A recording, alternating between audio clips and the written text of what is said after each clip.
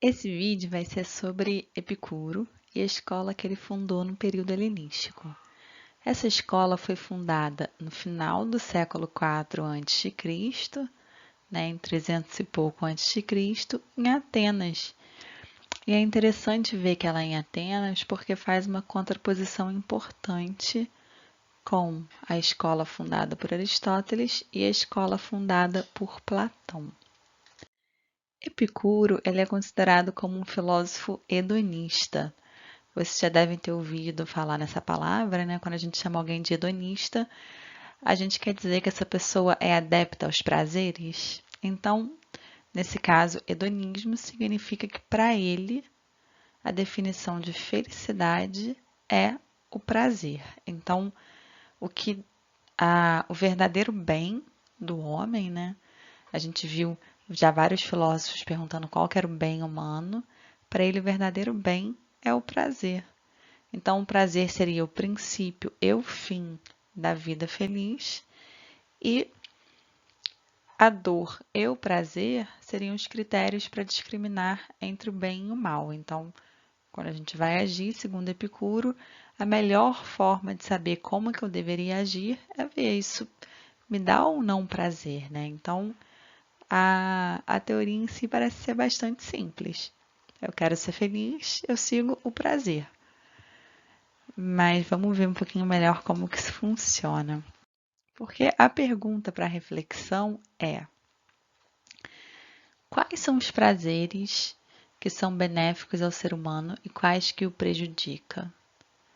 Será que todos os desejos satisfeitos trazem a felicidade? Então a ideia é buscar o prazer e evitar a dor.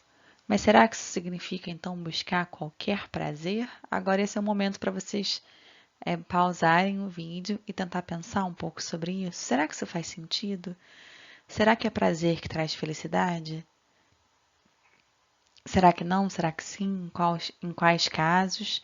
Será que prazer e dor são boas fontes para nós julgarmos como nós devemos agir?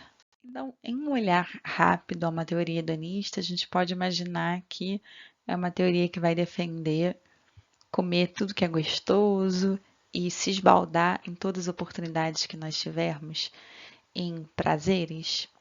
E a teoria de Epicuro está longe disso, e está longe disso pelo seguinte, porque quando a gente pensa em prazer, segundo ele, a gente deve pensar o prazer como fazendo parte de um espectro, que de um lado tem o prazer e de outro lado tem a dor. E a gente não pode esquecer a dor. E, segundo Epicuro, inclusive, a definição da felicidade está na ausência da dor.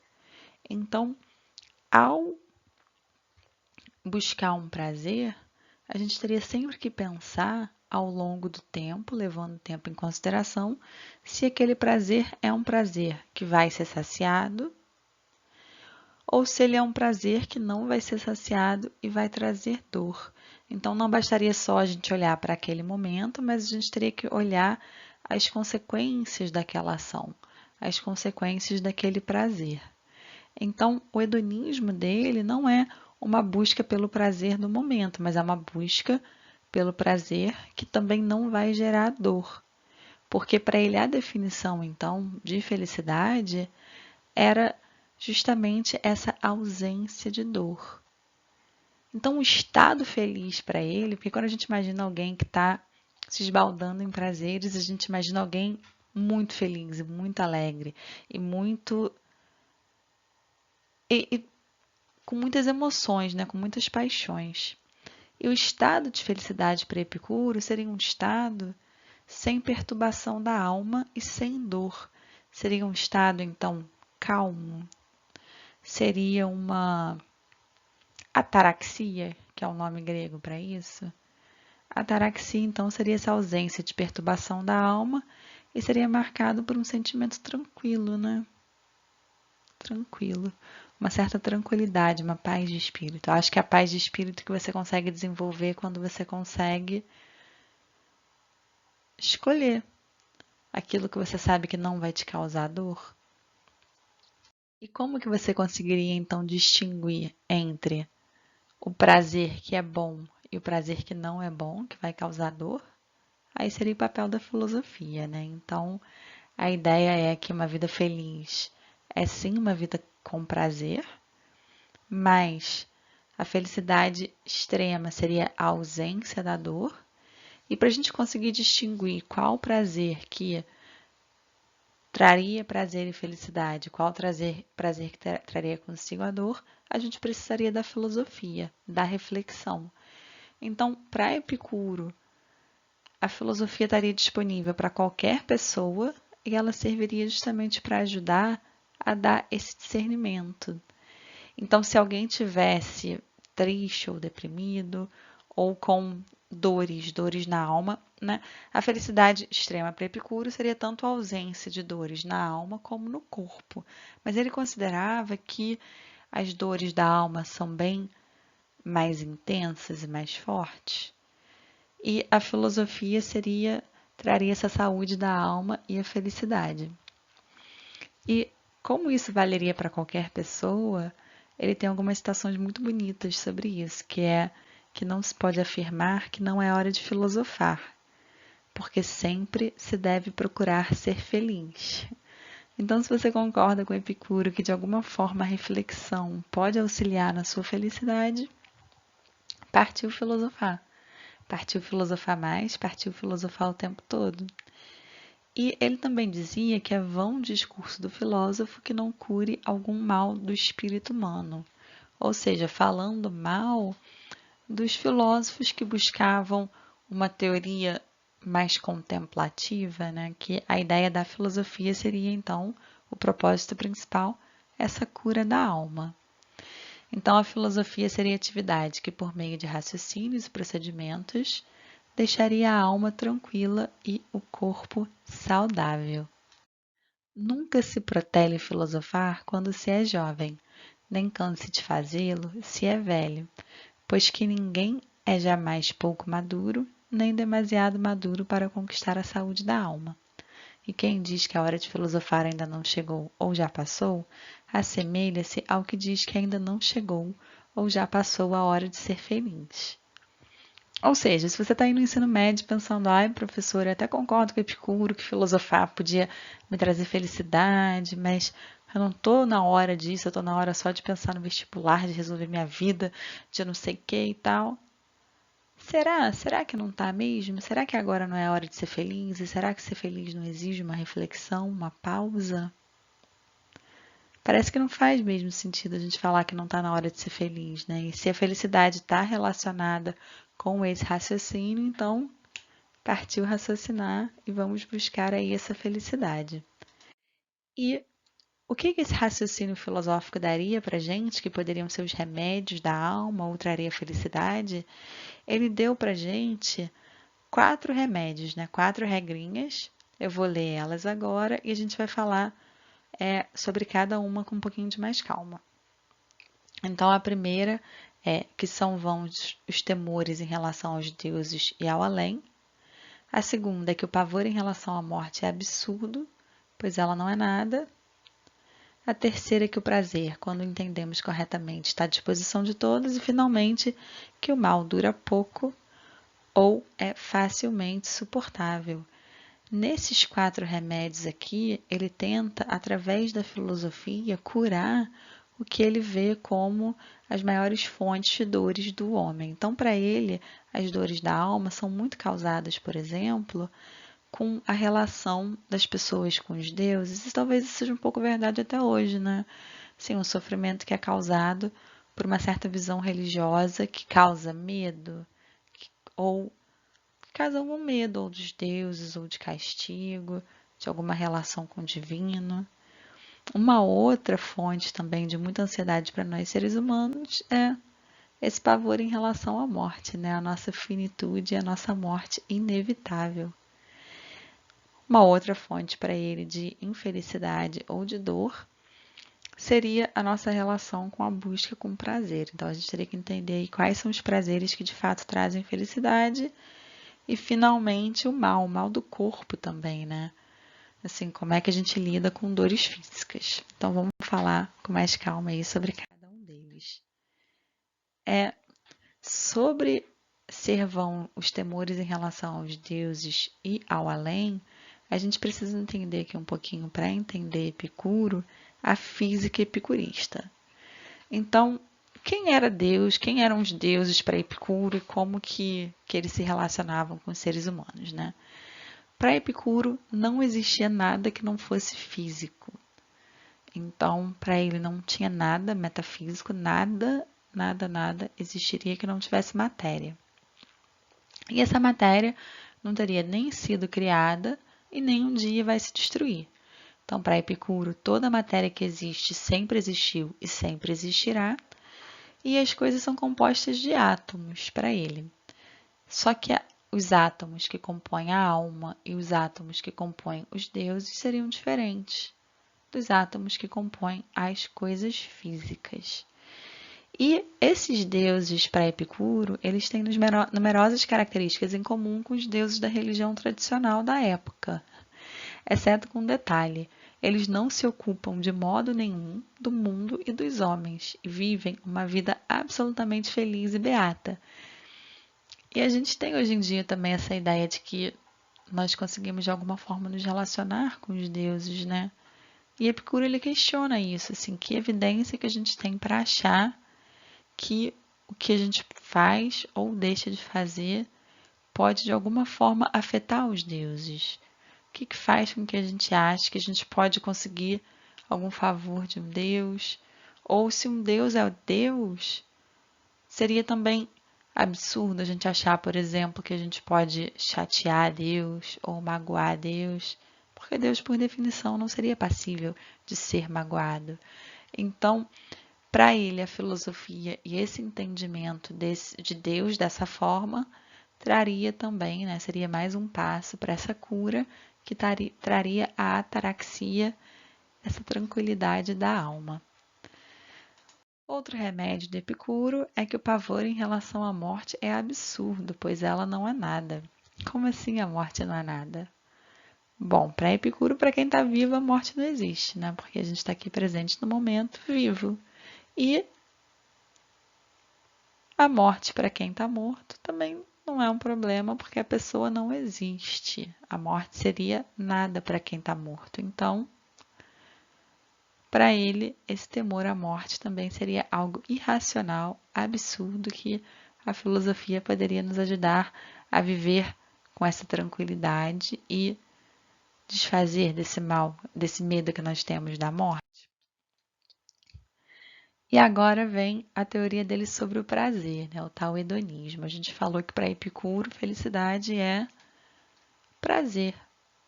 Só que a gente também falou que os prazeres que não causam dores. Então, como é que a gente sabe quais prazeres causam dor, quais que não causam dor? Para fazer essa distinção e para ajudar a alma a alcançar a ataraxia ou a tranquilidade, Epicuro ele divide os prazeres em 3 grupos aqui, ó. O primeiro, ele faz uma distinção entre os prazeres que são naturais e os prazeres que são não naturais. Então, os prazeres que são naturais seriam os oriundos de tudo aquilo que a gente precisa para sobreviver. Então, prazer natural seria beber água, comer, descansar, não sentir muito frio, não sentir muito calor. Esses seriam prazeres naturais. Mas esses prazeres naturais, eles poderiam ser divididos, segundo Epicuro, em 2 categorias. Nos naturais e essenciais, então quando eu estou com fome é essencial que eu me alimente. E nos naturais não necessários, né?